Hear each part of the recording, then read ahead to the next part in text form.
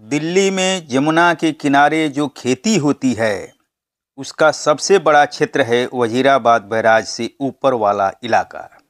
यह इलाका यमुना के दोनों तटों पर है, कहीं ज़्यादा कहीं कम। इस इलाके में साग सब्जी की खेती होती है और अन्न की भी। साग सब्जी में हर तरह की खेती होती है। हाँ, ठंडे इलाकों में उगाई जाने वाली सब्जियां यहाँ नहीं उगाई जाती हैं। गंगा यमुना के मैदान में उपजने वाली हर उपज दिल्ली के किनारे संभव है। साग के तौर पर पालक, बथुआ, सरसों, मेथी इत्यादि उपजाई जाती हैं। सब्जी के रूप में सीताफल, बैंगन, घिया, करेला, परवल, फूलगोभी, बंद गोभी, गांठ गोभी, प्याज, मूली इत्यादि इत्यादि। इस क्षेत्र में चुकंदर और गाजर की भी खेती होती है। इन दिनों जब हम इस इलाके की सैर कर रहे थे तो ज़्यादातर खेतों में इन सब्जियों के पौधे शैशवावस्था में ही दिखे। तब हमें यह समझने में देर नहीं लगी कि दिल्ली के बाज़ारों में सब्जियों की कमी क्यों है। जब बाज़ार में चीज़ें कम उपलब्ध होती हैं तो उनके भाव बढ़ते होते हैं। यही कारण है कि दिल्ली में इन दिनों साग सब्जियों की कीमत ऊंची है।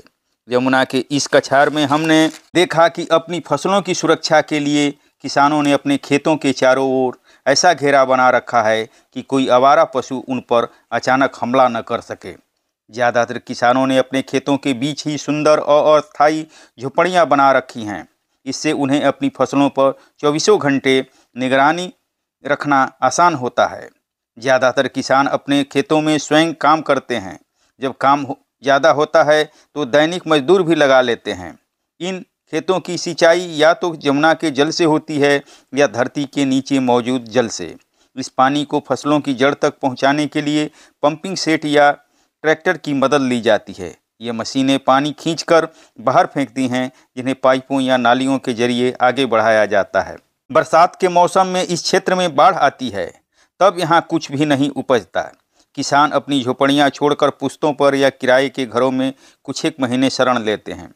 यमुना के कछार में गेहूं, सरसों, ज्वार, बाजरे की भी खेती होती है।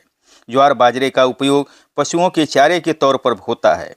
यमुना के आसपास के इलाके में बहुत से पशुपालक रहते हैं, जिन्हें अपने पशुओं को खिलाने के लिए चारे की ज़रूरत पड़ती है। हरे चारे के रूप में ज्वार बाजरा के अलावा जई का खूब उपयोग होता है। यमुना के कछार में भैंसा, बुग्गी और बैल बुग्गी पर भी लदा हरे चारे का डंठल आमतौर पर नजर आता है। बुग्गी पर लदा यह चारा कुट्टी काटने की मशीन के द्वारा इतने छोटे छोटे टुकड़ों में बदल दिया जाता है कि इसे भूसा में मिलाकर पशुओं को खिलाने में आसानी रहे। आजकल खेतों की जुताई के लिए हल बैल या हल भैंसे का उपयोग नहीं किया जाता है, किंतु दूध का एक प्रमुख स्रोत गाय और भैंसे हैं। हरा चारा दुधारू पशुओं की सेहत के लिए जरूरी है और उनके थन में दूध की वृद्धि के लिए भी। इस इलाके में मंदिर बहुत हैं। मंदिरों में मूर्तियां हैं। इन मूर्तियों पर चढ़ाने के लिए श्रद्धालुओं को फूल और माला की जरूरत पड़ती है। इस अवसर का लाभ उठाने के लिए किसान फूलों की, खासकर गेंदे के फूलों की खेती करते हैं। हमने इस क्षेत्र में दलहन के तौर पर केवल मटर की खेती देखी है।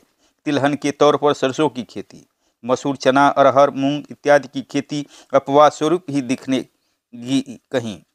ज़्यादातर मामलों में सरसों में दाने आने के पहले ही उसे उखाड़कर साग के रूप में इस्तेमाल कर लिया जाता है और मटर की छिमियों का उपयोग सब्जी के रूप में होता है। इन्हें पकने का मौका नहीं दिया जाता है।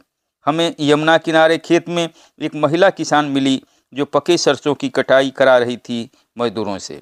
उसने हमें बड़े प्रेम से लस्सी और गुड़ खिलाया।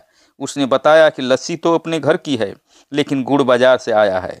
यमुना के किनारे गन्ने की फसल नहीं उपजती। हमने पाया है कि दिल्ली में कहीं कहीं गन्ने की भी फसल होती है, जबकि एक समय में गन्ना दिल्ली की मुख्य फसलों में से एक थी।